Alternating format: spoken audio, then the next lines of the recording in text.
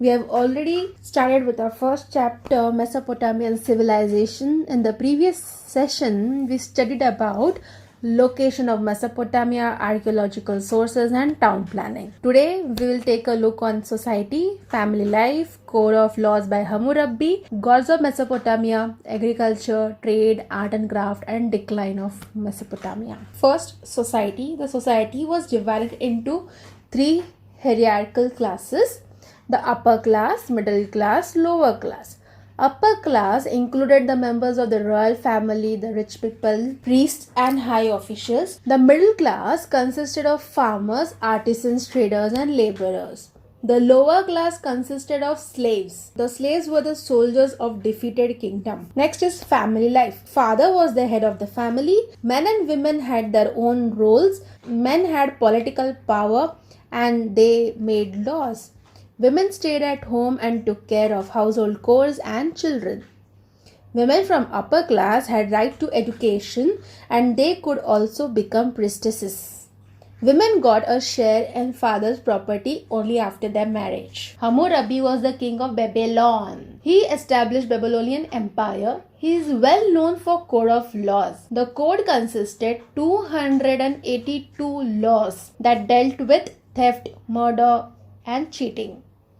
The code also informed about various actions that were considered as crime. Religious beliefs. Mesopotamians believed that God had control on nature. God Enlil ruled air and storms. Inanna was the goddess of love and war. They also believed that though God have immense power, they also eat, drink, fall in love, marry and fight just like humans do. So, humans offered food and drinks to please God. Ziggurats were constructed to please God. King was chief representative and he performed all rituals, ceremonies to please God. Mesopotamians also believed in life after death. Hence, kings and queens were buried with jewelry, wooden musical instruments, weapons, etc. Let us recall at the beginning of this chapter, we learnt about the fertile region between Tigris and Euphrates, the Fertile Crescent. Remember? Owing to that, agriculture became the main occupation. As flooding of river was not uniform, they developed irrigation system. Mesopotamians had contributed significantly in irrigation technology. Canals were built to carry water to fields. Dikes were used to control flooding. They also invented plough. They used bronze to make stronger tools and weapons. Shadoof was used to draw water. In the image here you can see the canals. The farmers using shadoof to draw water from canal. And in the second image you can see the farmer using a plough. Trade. With flourishing trade, people felt the need to maintain records. This need caused the development of writing system. Yes, Mesopotamians were first to develop writing system, which was known as cuneiform. They kept written records on clay tablets and they used reed stylus to write on clay tablets. Boats were used to transport goods. Mesopotamians traded the surplus of wood, copper, tin, silver for stone, seals, metal, jewels with Turkey, Iran and other regions. Art and craft. This picture shows the different ornaments, the headgears used by women in those days. Here you can see the cylindrical seal. The cylindrical seals were engraved all around with intricate designs displaying the socio-religious beliefs of Mesopotamians. Cylindrical seals were used by the people to sign documents or to show ownership. They were just like today's stamp papers in those days.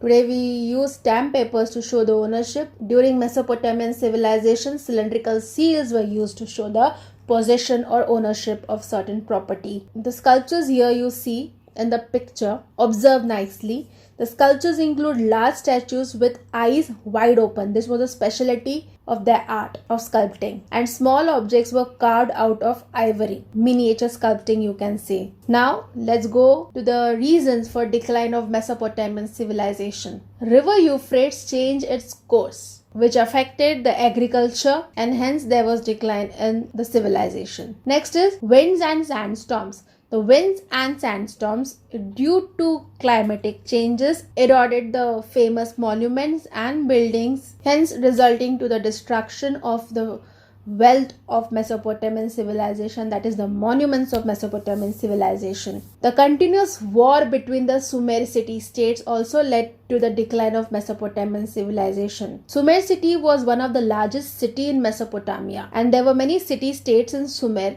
and there was constant war between these city-states which led to decline of Mesopotamian civilization. Lastly, Babylonian and Assyrian civilization rose and declined in Mesopotamia. That is, these two important civilizations, these two big civilizations developed, they started in Mesopotamia and they ended in Mesopotamia. They declined in Mesopotamia.